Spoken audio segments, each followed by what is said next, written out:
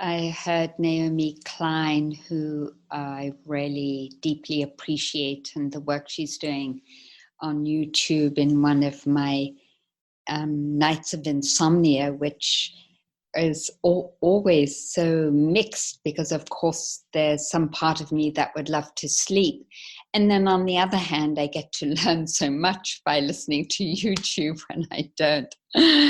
Anyway, so Naomi Klein was talking about her different books, The Shock Doctrine, and then No Isn't Enough, or whatever her next book was. And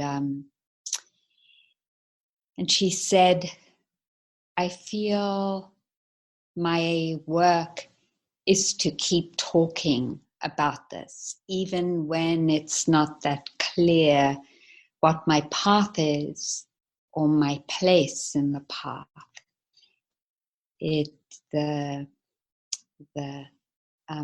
My work is to lift up this critique of that needs to be lifted up around the climate, around capitalism, around the profit motive, and our well-being and our freedom. And I really appreciated that because it reminded me of one of the invitations the Buddha offers us, but not just the Buddha, I think the lineage of freedom, in what are the conditions for the cultivation of the beautiful qualities or the cultivation of the heart. And it is lifting up, even if it's the same words over and over again, the teachings of freedom. And that offering, that listening over and over again together in the different fluidity of our Sangha and the different fluidity of different teachers offering, just that offering and that listening to each of our teachings, Naomi Klein's, mine through the lineage of Ruth, through Ubekin to the Buddha, of that offering and naming. And at some point, trusting that being in this process together of listening, of inquiring, of contemplating, in itself will support greater clarity, and from that clarity, what the actions are that need to be taken for our world and for our communities and for ourselves. And so I wanted to frame that, sometimes when we label our sharing Q&A or group inquiry or a Dharma talk, it doesn't always hold the whole context of this is part of the preparation of the building of the conditions of awakening in that drop, of a faucet where it's leaking, drop. And I really feel very close to that because I thought my septic system was filled. Actually, it wasn't filled, but I thought it was filled. So I was like taking every dish of water from the bathroom and the kitchen out by hand because I thought the septic system was full. And so it was just bubbling back up in the sinks. And it was amazing to me how quickly those bowls of water filled up. Just like so quickly. And I think when I back off from my own practice story or time and contemplate it, it becomes clearer how every moment of intention or connection, or of listening to a Dharma talk, or reading a book, or inquiring together, or of trying to or intending to practice non-harming, that all of that has built the condition. So I wanted to acknowledge those building blocks and the beauty of it, and how even when we feel like we're not getting anywhere, even when it feels like, oh, that was a waste or whatever, that. So I'm so sorry about this. We've been having really a lot of difficulty with our wireless here in the desert, so it goes in and out. So anyway, let me begin again. This is from an anthology of the Buddhist teachings on nirvana, and this is the quote: There is an island which you can't go beyond. It is a place of nothingness, a place of no possessions, of non-attachment. It is the total end of death and decay, and this is why it's called nothingness. And I felt so moved by this invitation the Buddha was offering us of what is nothingness, because it's not a vacuum. It's not like suddenly we don't exist, but it's more this way that the mind makes a thing of anything. It makes a thing of our bodies, and it makes a thing of what I think I should look like, and it makes a thing of how I think about myself, and it makes a thing of how I think about other people. Really, the Buddha, when he says in the Second Noble Truth that attachment or clinging is the root of the opposite of freedom and nirvana, he's saying the same thing, but in these different words, which just touched me so much, because it felt like it named something in a slightly different way, which is that whenever I make a thing, and I can sense that, right? And we can sense that whenever something becomes a thing in our mind or our body, then at least we know, like we're lifting it up. We know, oh, this is what the obstruction to my peace and my freedom this is the obstruction of nirvana. Because nirvana, and just to say what I spoke about at the beginning of this day, that nirvana isn't about a thing. It's not like this gift wrap box of peace or of joy or of happiness. It's really about the relatedness, and in the quality of our relatedness comes, in the relationship comes the experience of peace. And that's why when Linda, you talked about distraction, just to sort of bring it right down to the reality of what we experience in our body, or of pain and discomfort, that nirvana isn't about not experiencing those things, right? Nirvana is about the quality of relationship to those things. And that when we feel like something is a thing, and I can tell that from the way I talk about it, whether I'm talking about it internally or talking about it externally to someone, and someone says, well, how are you? And I notice that tone in my voice, right? That I'm making something into a thing. Then that's clear to me that it really isn't about the thing. Even if I can't quite get out of the thingness of it, at least I know, and that's what she was talking about. in her books about the quality of relationship. It's that at least I know, and I'm lifting up to myself, oh, this is what's happening. I'm making it into a thing. And if I'm making it into a thing, then at least I know that I'm creating a relationship that doesn't allow for peace and happiness.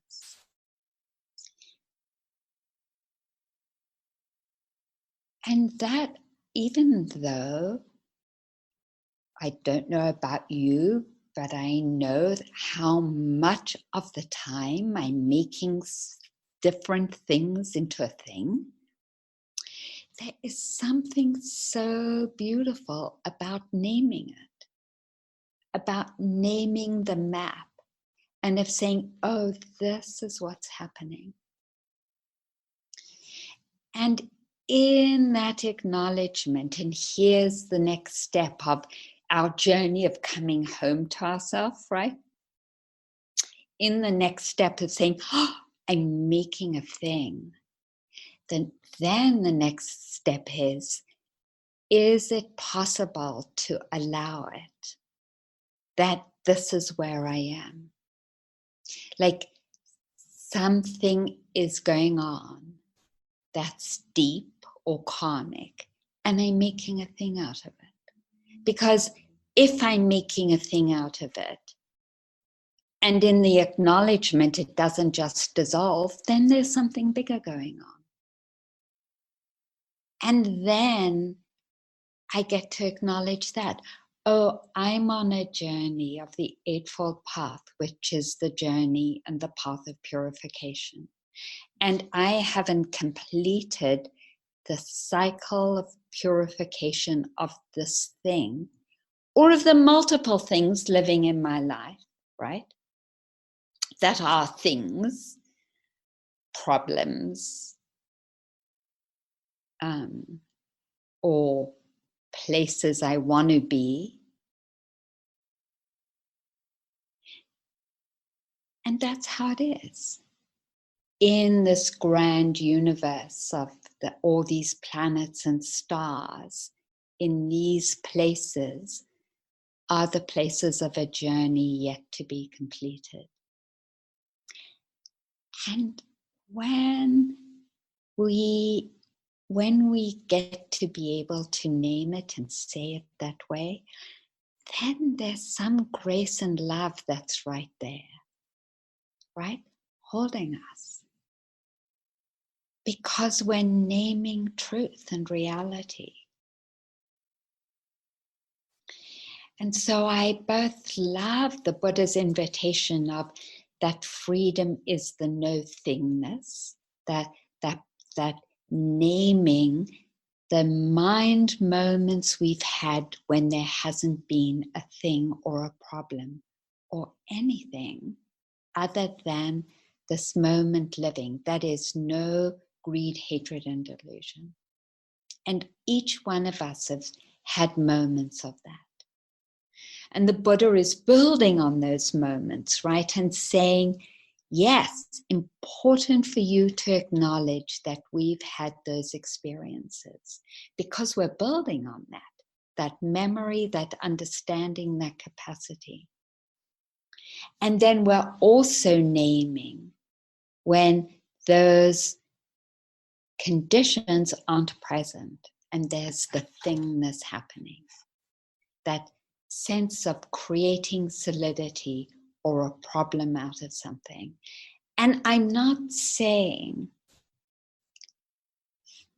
that it's easy to dissolve the thingness, because we're talking about many lifetimes and lineages of handed down to us from our ancestors that we've carried on.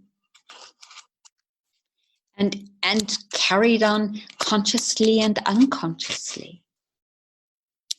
And so we find ourselves, as we turn towards ourselves, saying, yeah, I didn't even know I had this thing as a problem, but people are sharing with me it's a problem. And I'm looking and I'm like, yeah, I was totally unaware of that. wow, I was totally unaware of the impact of that. So, and now that I know, I get to place it in this journey among the many, many stars and planets, some of which are in journey, and some of which, some moments, were complete in themselves. And they're part of this universe of mine and yours.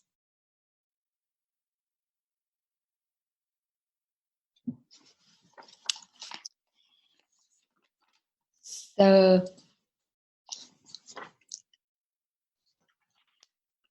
trying very carefully to lift my papers up so there isn't a lot of paper rustling. So then I wanted to bring in just 4 of the primary obstacles to those moments of no thingness, to the moments of nirvana that have been lived and can be lived for ourselves. And the 4 places where we get caught and make things out of life is 1, seeing the impermanent as permanent.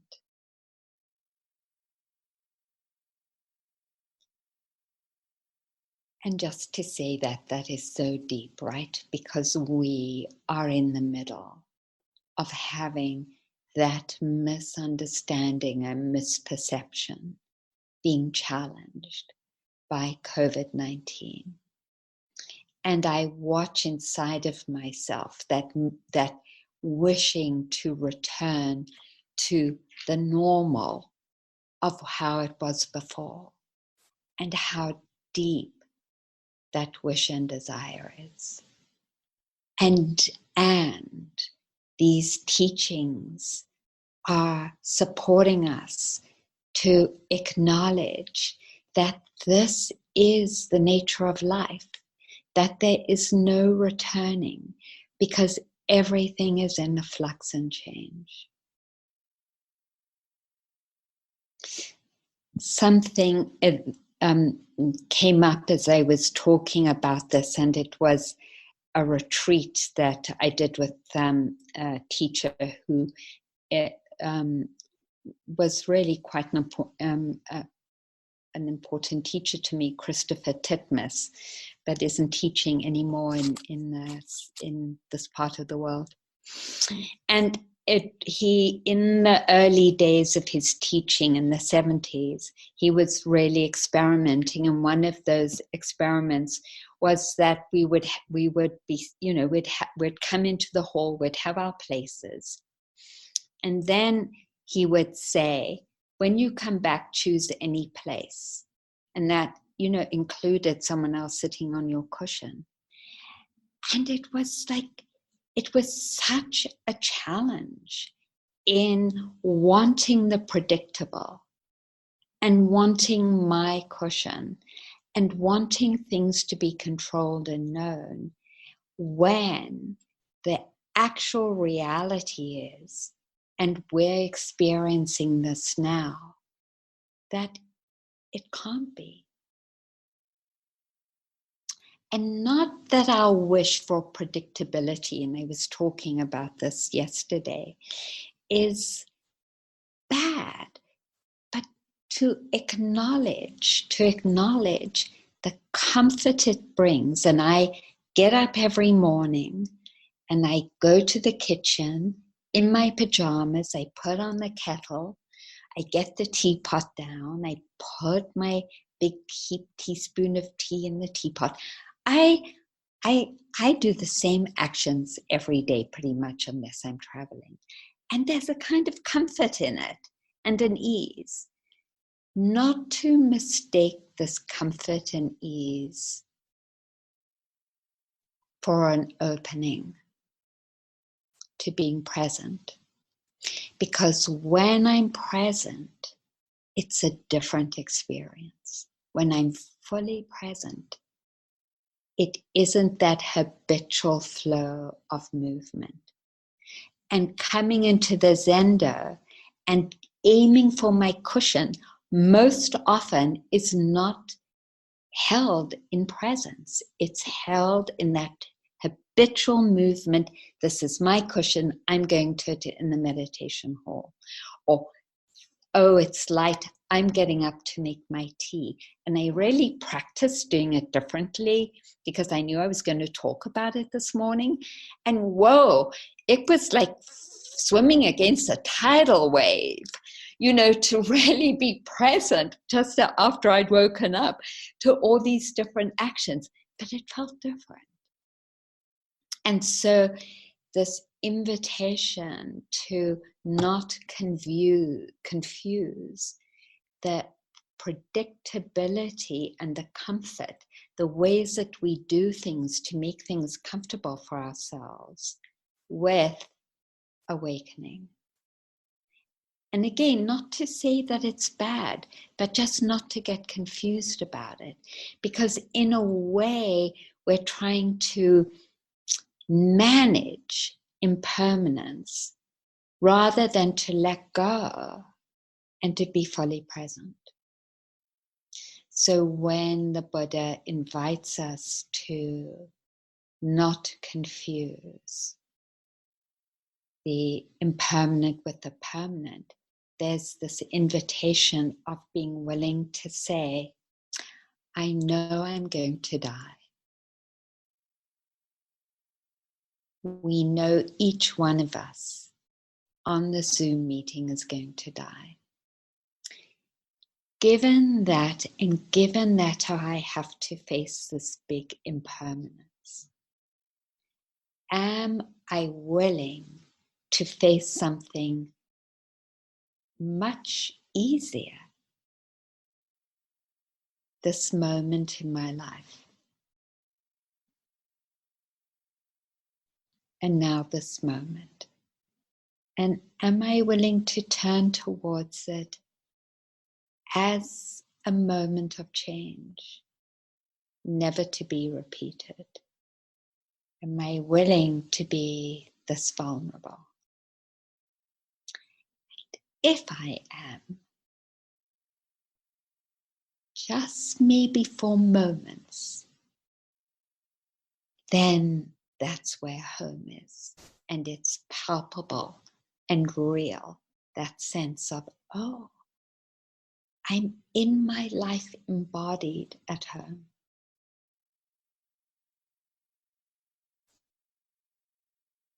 Some of you, I think Jean sent me this book, such a beautiful book on Mingyur Rinpoche's journey. Part of the book is about Mingyur Rinpoche's journey. He decided to do a traditional journey where you leave everything behind and you go on a journey with just enough money to get you on your journey, and then you are totally vulnerable, no money, no food. And so he ended up going to a train station in India, and I think it was Varanasi, but I forget. And first he ate at a restaurant once every day, and the last time he went, he didn't have any food, so he begged for the food. And they gave him some food, and he ended up being really sick. He was vomiting and had diarrhea. And he was sitting in the train station, and he realized that he was dying. And in that moment, he said to himself, let me die then. I'm dying. Let me turn towards this death. And in that turning, in that willingness to say, okay, I'm not fighting anymore. I'm going to turn towards this ending. His mind opened. And of course, we hope that we don't have to get that sick to respond to that same invitation to turn fully towards ourselves, at least with the intention. Whether it happens, no problem. Whether there's an opening or not, if there's a big thingness in the way or not, no problem. But that wish and that intention over and over again, and it reminds me of lifting all that dirty water from all my dishes and carrying it out in a little bowl, because I carried it out in a big bucket the first day and hurt my back. So then it was like over and over again, carrying my little bowl, opening the door, closing it quickly so none of the insects could get in, because I have a wasp nest right outside, and throwing it and then coming back and doing the same thing over and over again, turning towards what's required and saying, am I really willing to be here in this life, in this moment? And that's it, just the invitation. May I be? And if I can't, no problem. I deeply appreciate that I offered myself the invitation of no thingness. And I understand by offering the invitation, I'm building the conditions for my freedom. And not just for my freedom, but for you all's freedom too, because we're so connected. So,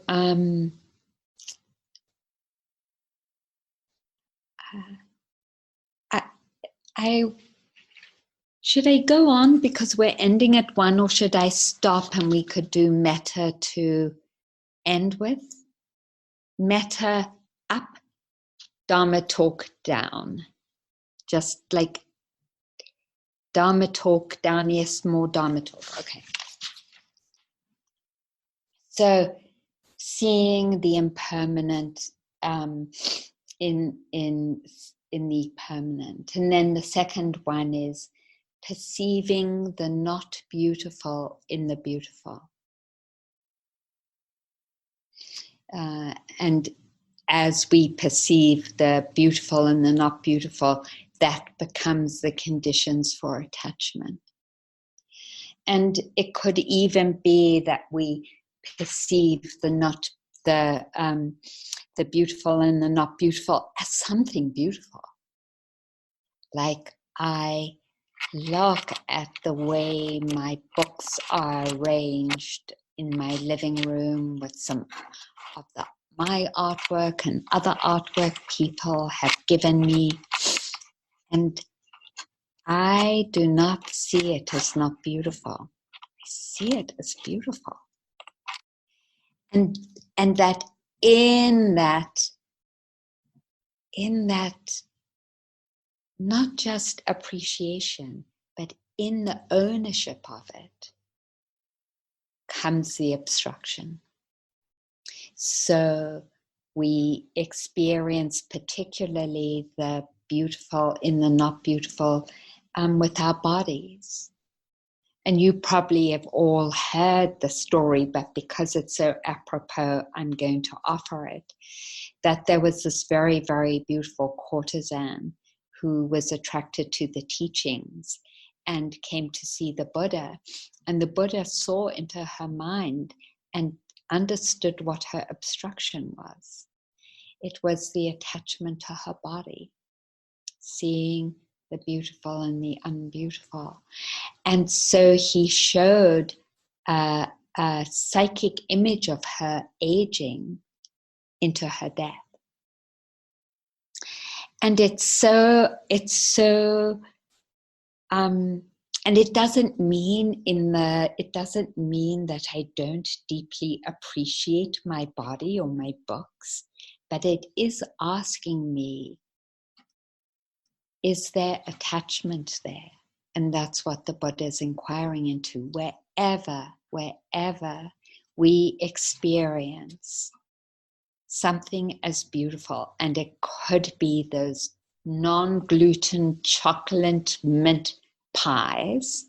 It could be our books, it could be our body, it could be our clothes, it could be art or music.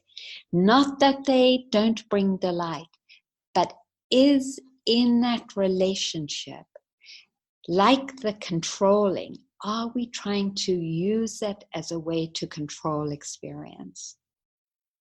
When all the beautiful is actually impermanent and changing.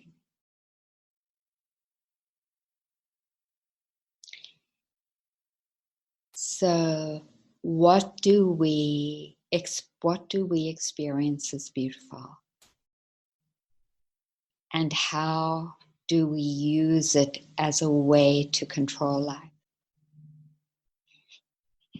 Now, I'm not saying, and the Buddha isn't saying not to have joy in what is beautiful, as long as we understand that it's going to be impermanent. And that impermanence is either in our death or in the dissolution of whatever it is that we're experiencing as beautiful. It'll come to an end. And music, what we eat, whatever it is, it'll come to an end.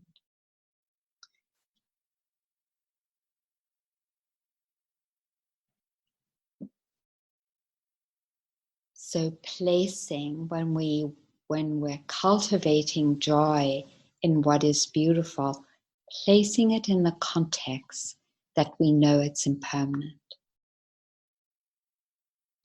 And how that changes our appreciation, because it changes the relationship from ownership and control into presence and appreciation. So that's the second. And then the third is believing in the enduring and solidity of ourselves, of our actions, speeches, what we've said, and beliefs, and the desire to perpetuate ourselves and to continue to assert ourselves as a self. And that's considered one of the greatest obstacles to nirvana. So this is such an amazing and deep and beautiful invitation, because it asks us to inquire into and to be alert into everything where we feel entitled. I'm entitled to this view because they are so messed up. This person or that person.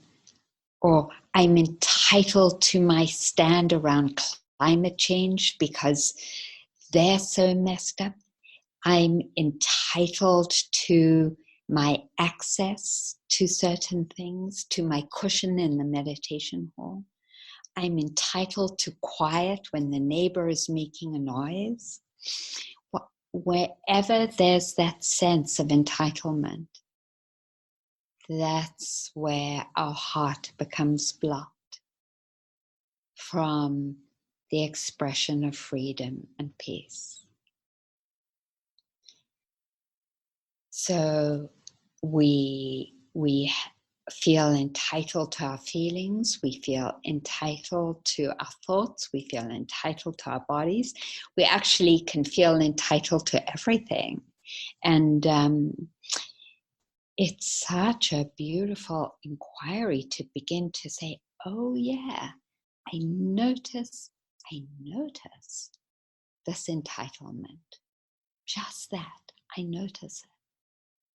Because if I notice it and acknowledge it, then again, it allows me to begin to relate to it differently. So this is really funny. So I know everyone is supposed to get a check from the government because of COVID-19. And I noticed this entitlement in my thought, so where's my check? It was so great, that immediate ownership. This is me and this is mine.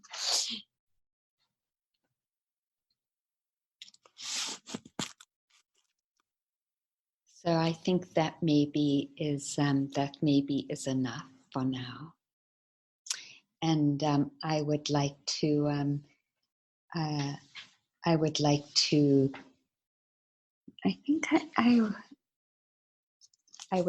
to read a traditional blessing to end with. It goes like this. Through the goodness that arises from my practice and through this act of sharing, may all desires and attachments quickly cease. That means sharing our merit of our practice. May all desires and attachments quickly cease, and all harmful states of mind until I realize nirvana. In every kind of moment, may I have an upright mind, with mindfulness and wisdom, austerity and vigor. May the forces of delusion not take hold, nor weaken my resolve. The Buddha is my refuge, and unsurpassed is the protection of the Dharma. The Buddha is my guide, and the Sangha my support. Through the supreme power of all these, may darkness and delusion be dispelled.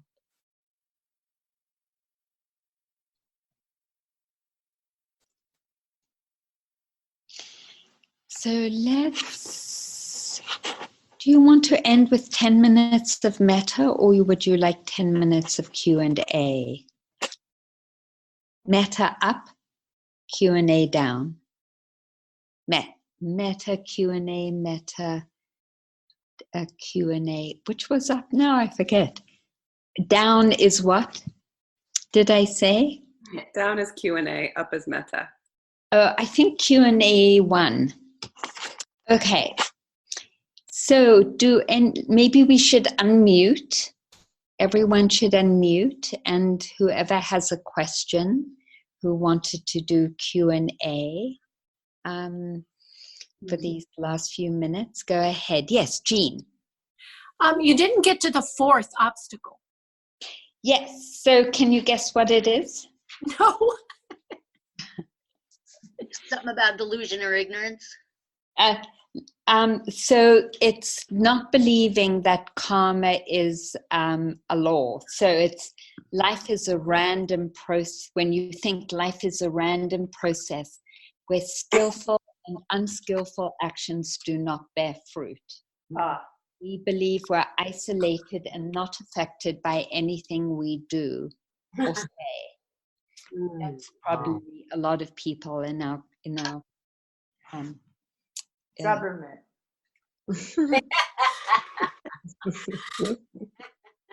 Yes. Yes.